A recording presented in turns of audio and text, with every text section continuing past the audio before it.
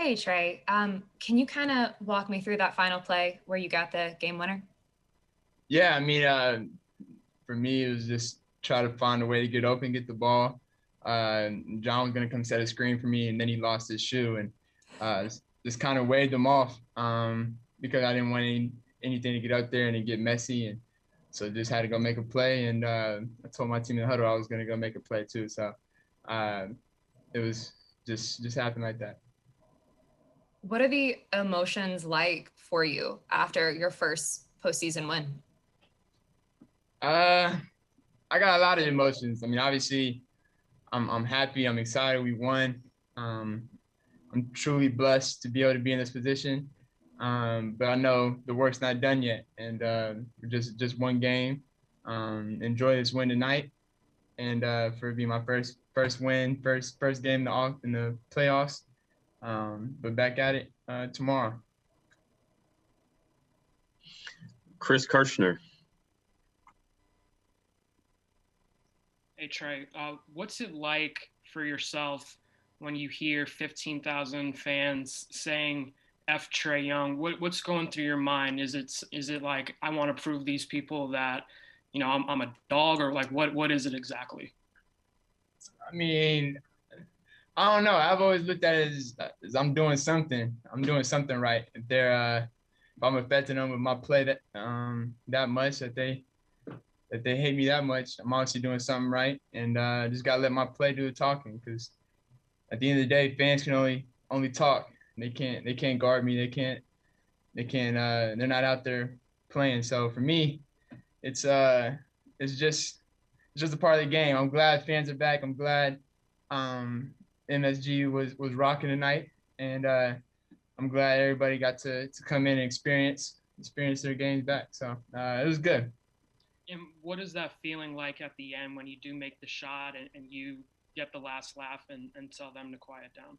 Yeah, no, I mean, it's definitely. I mean, I got it tatted on me. I put always remember on me because I always remember everything. So I remember at the beginning of the game when they was yelling it, and throughout the game a couple of times. So as I hit the floater, it just felt like everybody got quiet, and I was waiting for them FU chants again. So I was excited.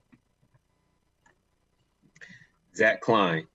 Yeah, whether it was MJ or Reggie Miller, there's a lot of villains that go through Madison Square Garden. Do you embrace that role? Do you like that?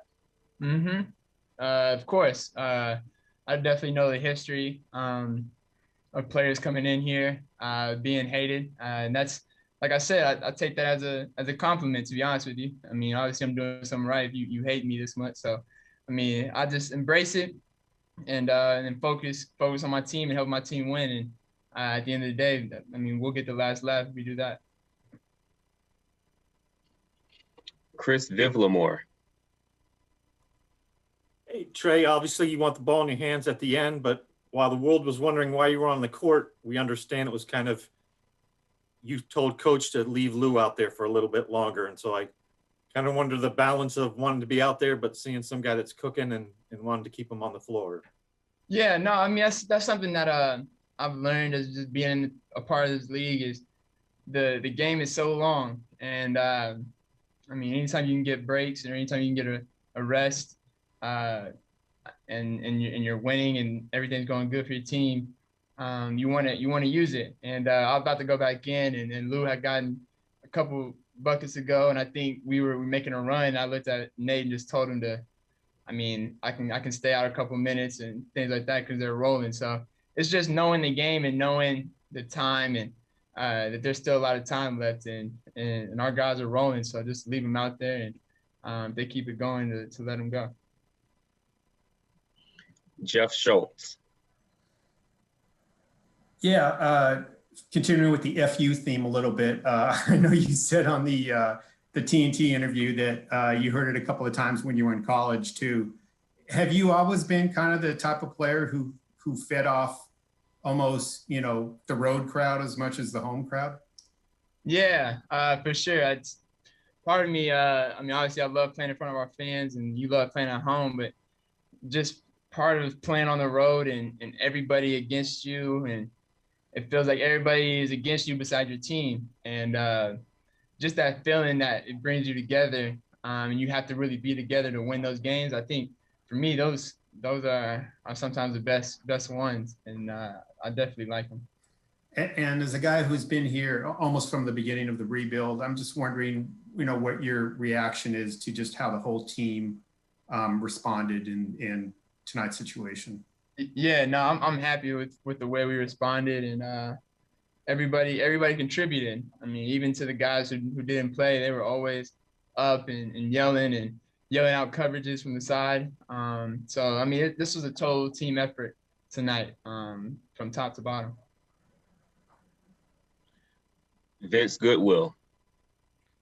Trae, you mentioned just being the villain. That's sort of been like a theme, but it's been mostly from like a crowd perspective. Have you ever sensed anything extra from opposing players if they felt like, maybe the contact wasn't a lot and you get a call or anything? Have you ever noticed anything that maybe you get under your opposing player's skin and you can use that to your advantage? Yeah, no, I mean, no, I've never had, any type of, altercation with a player with the way I play and things like that. No, not really. Andrew Lopez. Hey, Trae, Lou said that as you guys were coming out the huddle for that last play, he told you basically don't pass the ball, go out and make the play. What did you need him to say that at that point, or was it kind of, you were it was made up that you were going to try and go win it? No, I don't necessarily need him to say that, but it's encouraging. That's the best part about Lou, and some of the older guys we have is, there's a lot of things. I'm smart. I'm very smart at basketball. I feel like I know a lot, and but there's also a lot of things I don't know. So there's definitely times in a moment like that where I may have called the screen up and still went off it, and just Lou telling me that it clicked in my mind as soon as John lost his shoe that I needed just to clear it out and go win it. So that's how I felt. Did it help that they brought Frank off the bench to kind of guard you on that last possession in the first half to give you an idea that might be what you see on that last possession? No, that didn't have any impact or anything like that. So he's a good defender. I know everybody about their roster. I played against everybody, so I knew what type of defender he is. So Brian Mahoney. Hey, Trae, there was so much noise here. When did you tell it was directed toward you? And were you surprised at all about that? That it was such an individual thing. It's not like you have a long history of playing here. There's no great rivalry with the Knicks or anything like that, like the Reggie Miller type years had, where they played many, many times. Yeah, I don't know. You didn't hear it? It was mumbled. You didn't hear it? I can hear it up here, yeah, but yeah, okay, yeah. No, I heard it. I heard it, and it is what it is. The Knicks ain't been in the playoffs in a long time. We ain't been in the playoffs. It's important for both teams, obviously, and it's not just a regular game for either team. So I wasn't surprised on how loud or things they were saying. So it's the playoffs. Stephen Bondi.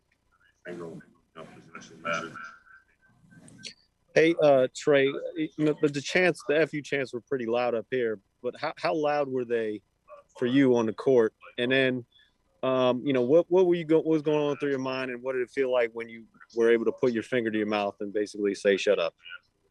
Yeah, I don't want to keep talking about this chant. Fans chant whatever they want to chant. We're gonna let them say whatever.